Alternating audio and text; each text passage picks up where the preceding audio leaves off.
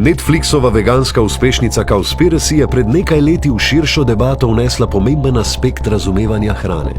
Nekatere izbire so za planet bolj škodljive od drugih. Krave so prave tovarne metana in za svoje kratko življenje porabijo ogromno vode. Če niso zadele na loteriji in pripadajo govejemu 1%, ki se pase na travnikih, pa veliko energije in vode porabimo tudi za njihovo krmo. A dokumentarec seveda ne pove cele zgodbe. Za svet bi bilo bolje, če se odpovemo govedini, ni pa nepomembno, s čim jo nadomestimo. Planet namreč obremenjujejo tudi nekatere rastline.